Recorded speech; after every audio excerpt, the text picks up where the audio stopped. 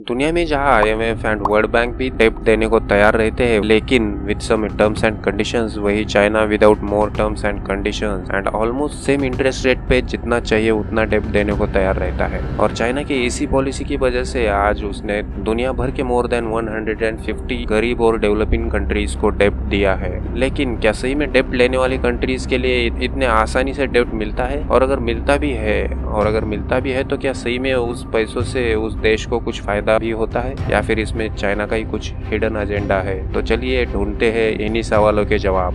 We don't see this as Colombo walked into what experts We see see was this China's as debt land trap grab, diplomacy. Out of the colonialism, total debt and lending by China. नमस्कार दोस्तों, मैं अनिल स्वागत करता हूं आपका आज के इस वीडियो में। तो आज हम समझेंगे चाइनीज डेट ट्रैप पॉलिसी के बारे में और देखेंगे कि किस तरह से इसने कुछ कंट्रीज को अपने डेट ट्रैप में फंसाया है।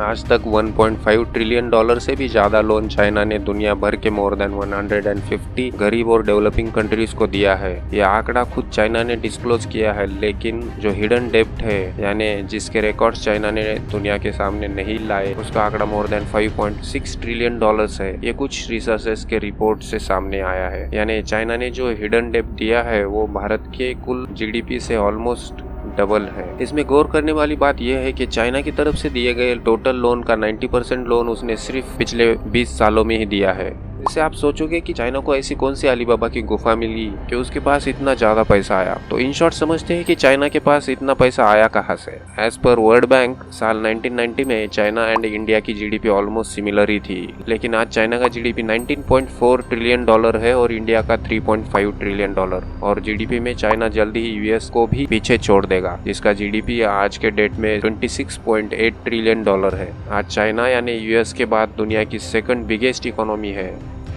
यूएन ने 1950 से वर्ल्ड पॉपुलेशन के रिकॉर्ड्स मेंटेन करना स्टार्ट किया, तभी से चाइना दुनिया की लार्जेस्ट पॉपुलेशन वाला देश है। इसी बात को ध्यान में रखते हुए 1978 में चाइनीज लीडर डेंग जियोपिंग इन्होंने मॉडर्न चाइना का सपना देखा और एजुकेटेड एंड स्किल्ड वर्कर्स का इंपॉर्टेंस पहचाना। जल्दी ही technical and vocational education and training, in short TVET, इस एजुकेशनल सिस्टम को पूरे देश भर में अप्लाई किया। इससे चाइना के पास स्किल्ड वर्कर्स बहुत ज्यादा मात्रा में अवेलेबल थे। उन्हीं की हेल्प से चाइना ने 1990 टू 2000 तक इलेक्ट्रॉनिक्स गुड्स प्रोड्यूसर कंपनीज जैसे कि Samsung, LG, Panasonic, Apple, HP जैसे बिग इलेक्ट्रॉनिक्स ब्रांड्स के साथ साथ और भी कई सारे दूसरे कंज्यूमर गुड्स मैन्युफैक्चर ब्रांड्स को लो कॉस्ट पे skilled workers and lands provide किए।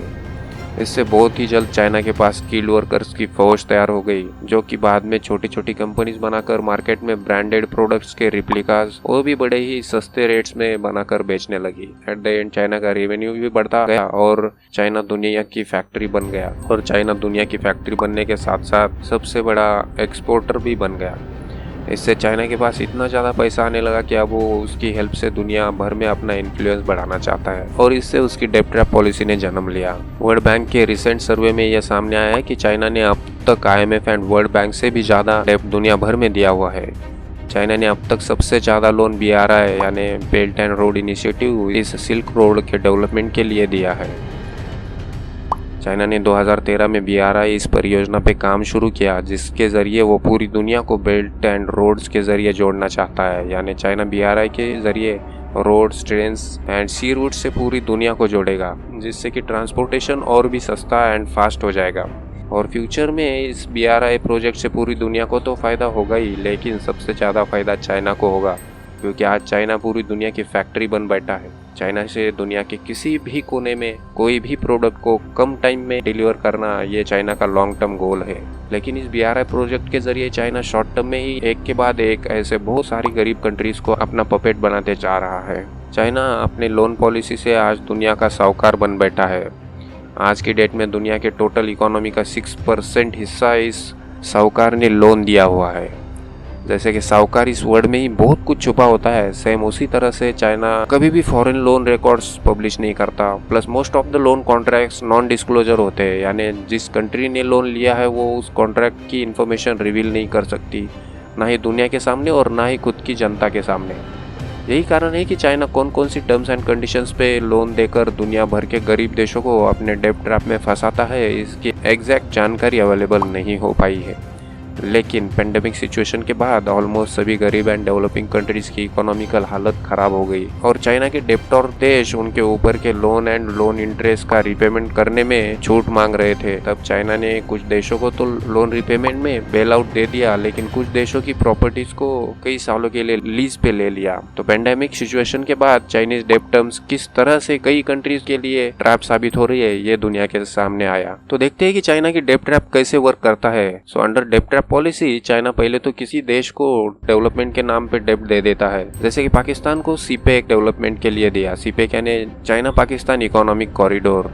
मालदीव्स को एयरपोर्ट्स, ब्रिजेस, हॉस्पिटल्स बनाने को दिया। श्रीलंका को पोर्ट्स, रोड्स एंड स्टेडियम इन जैसे प्रोजेक्ट्स बनाने को डेब्ट दिया। एंड अफ्रीकन कंट्रीज में चाइना के इन्फ्लुएंस के बारे में बात करने जाए तो पूरी 2-3 घंटों की वीडियो ही बन जाएगी। तो ये डेब्ट अमाउंट डेब्ट लेने वाले देश को चाइनीज बैंक में ही रखना पड़ता है। इसके बाद चाइना उस प्रोजेक्ट को डेवलप करने का कॉन्ट्रैक्ट भी किसी चाइनीज कंपनी को ही दे देता है, यानी एक टाइप से खुद ही डेवलप करता है। आज की डेट में दुनिया भर में BRI के जरिए जितने भी काम हो रहे हैं उसमें 98% चाइनीज कंपनी ही है जो कि खुद की ही रिसोर्सेस यूज करते हैं, यानी कि Chinese technologies, human resources and जितना हो सके उतने नॉन ह्यूमन रिसोर्सेस भी खुद के देश से ही इंपोर्ट करते हैं एंड उस पर्टिकुलर प्रोजेक्ट में यूज किए जाते हैं। यानी चाइना एक हाथ से पैसे दे देता है और दूसरे हाथ से वापस ले लेता है, लेकिन जिसको दिया है उसके ऊपर तो वो डेब्ट विथ इंटरेस्ट वैसे के वैसा ही रह जाता है। यानी जिस प्रोजेक्ट के डेवलपमेंट के लिए पाकिस्तान ने लोन लिया है उस प्रोजेक्ट को डेवलप करने में ना तो उसकी खुद की सिटीजन्स को रोजगार मिल रहा है, ना तो न्यू टेक्नोलॉजीज मिल रही है और ना ही न्यू स्किल्ड वर्कर्स तैयार हो रहे हैं। यहाँ पे देखने वाली बात यह है कि अगर किसी मेगा प्रोजेक्ट डेवलपमेंट में एक्सपीरियंस्ड स्किल वर्कर्स तैयार हो जाते हैं तो सेम प्रोजेक्ट पाकिस्तान खुद भी छोटे मोटे पैमाने पे कहीं और भी खुद के स्किल्ड वर्कर्स के हेल्प से एंड खुद के रिसोर्सेज यूज करके बना सकता था, जैसे कि कोई हाईवेज हो गया, पोर्ट्स हो गए या फिर स्टेडियम्स हो गए। लेकिन चाइनीज डेब्ट ट्रैप में फंसने के बाद ये भी पॉसिबल नहीं हो पाता है एंड ऊपर से कर्जा है वैसा ही है। और अंडर दिस डेब्ट ट्रैप पॉलिसी जिस डेवलपमेंट के लिए चाइना डेब्ट देता है, अगर वो डेब्ट विथ इंटरेस्ट नहीं चुकाया गया तो वो डेवलप्ड प्रोजेक्ट ऑफिशियली चाइना का हो जाता है या फिर वो कुछ सालों के लिए चाइना को लीज पे दिया जाता है। और इसी टाइप का कॉन्ट्रैक्ट वो किसी भी देश के किसी भी प्रोजेक्ट को डेब्ट देने से पहले साइन करवाता है। और जब कोई देश चाइना के डेब्ट के बोझ तले दब जाता है तब चाइनीज गवर्नमेंट उस देश में अपने फायदे के लिए पॉलिटिक्स में भी इंटरफेयर करने लगती है। साथ ही साथ चाइना जहाँ प्रोजेक्ट बना रहा होता है वहाँ पे अगर लोगों को रिलोकेट करना होता है, यानी वहाँ पे रह रहे लोगों को कहीं और शिफ्ट करके उनको पक्के घर बनवा के देना, प्रॉपर गांव बसाना, इन जैसे कामों में चाइना को कोई इंटरेस्ट नहीं होता है और उस देश के पॉलिटिशियंस को घूस दे करके वो ऑलरेडी खरीद चुका होता है। इसलिए चाइना अपने हिसाब से खुद का फायदा देखते हुए सारी चीजें आसानी से अचीव कर लेता है। अगर किसी भी प्रोजेक्ट से लोकल एनवायरनमेंट को कोई भी नुकसान हो रहा होगा तो चाइना उसके लिए जिम्मेवार नहीं होगा, बल्कि लोकल अथॉरिटीज ही उसके लिए जिम्मेवार होगी। ये भी कॉन्ट्रैक्ट में पहले लिखा हुआ होता है। चाइना किसी भी कंट्री को लोन देता है उसके 2 टाइप है, या तो किसी कंट्री में प्रोजेक्ट के लिए उस कंट्री को डायरेक्ट लोन देता है, लेकिन उस कंट्री को चाइनीज बैंक में ही वो लोन अमाउंट रखना पड़ता है जहाँ से लोन अमाउंट डिसबर्स होते रहता है। और दूसरा तरीका यह है कि किसी देश के अंदर प्रोजेक्ट डेवलप करने का कॉन्ट्रैक्ट जिस कंपनी को दिया गया है उस कंपनी को लोन अमाउंट दे दी जाती है और सोवरेन गारंटर रखा जाता है उस देश को जिस देश में ये प्रोजेक्ट बनाया जा रहा है।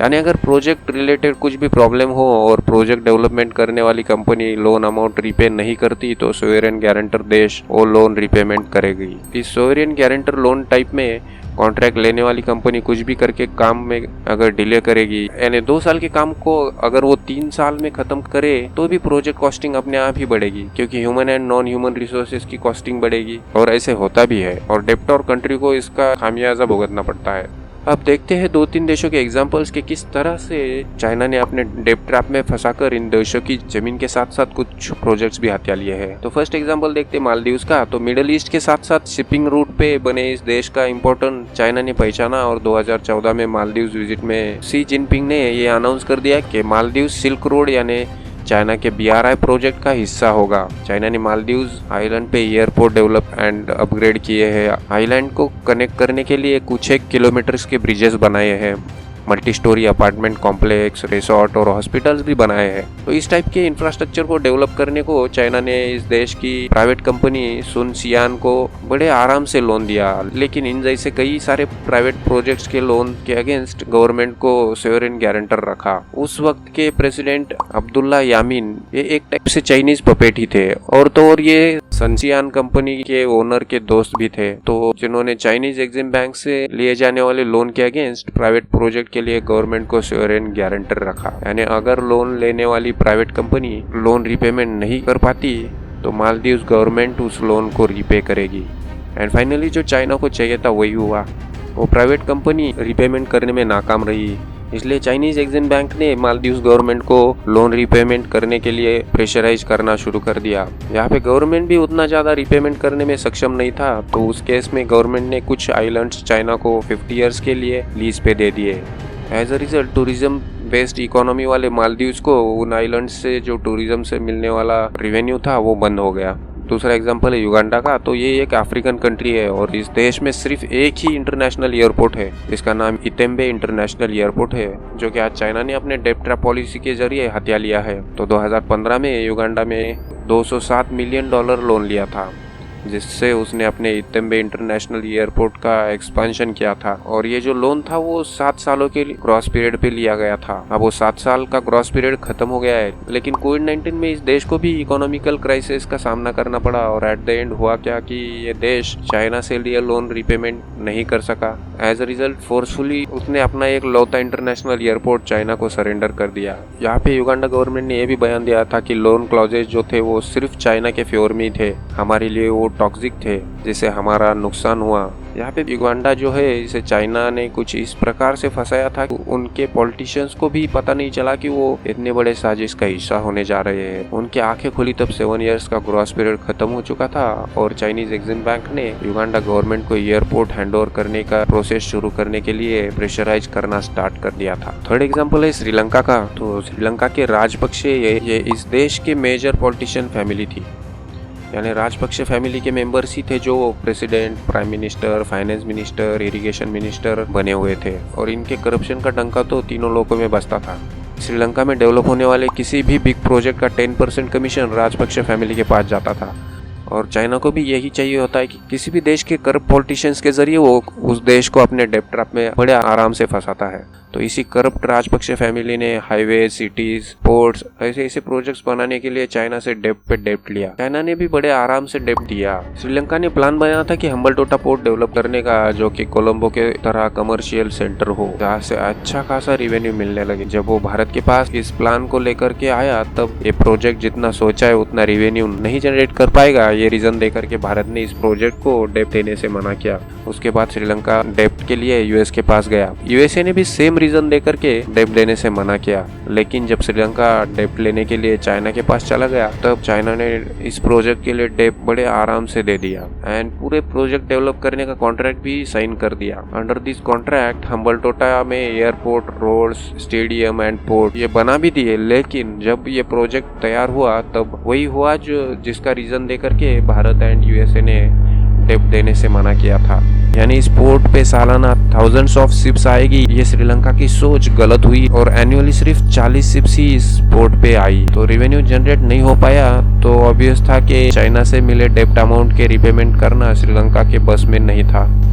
तो मजबूरन श्रीलंका ने हम्बलटोटा पोर्ट का 70% स्टेट चाइना को 99 इयर्स के लिए $1.12 बिलियन में लीज पे दे दिया। जब कोई कंट्री चाइनीज डेब्ट ट्रैप में फंस जाते हैं तब चाइना उसके पॉलिटिक्स में भी कैसे इंटरफेयर करता है, उसका एक एग्जाम्पल श्रीलंका भी आपको देखने को मिलेगा। 2015 के इलेक्शन में चाइना ने राजपक्षे फैमिली को $45 मिलियन दिए, ऐसा एलिगेशन भी लगा था। यानी यहाँ पे हमको देखने को मिलता है कि चाइना की ये कोशिश रहती है कि डेब्टोर कंट्री में अपनी पपेट गवर्नमेंट बनी रहे। सिमिलरली 2018 में चाइना ने जाम्बिया के इंटरनेशनल एयरपोर्ट, केनेथे काउंडा इंटरनेशनल एयरपोर्ट को भी हथियाने की पूरी कोशिश की थी। लेकिन वहाँ पे जाम्बिया की स्ट्रॉन्ग डिप्लोमेसी काम आई और उनका एयरपोर्ट बचा रहा। तो चाइना की डेब्ट ट्रैप पॉलिसी के ऊपर था हमारा आज का ये वीडियो।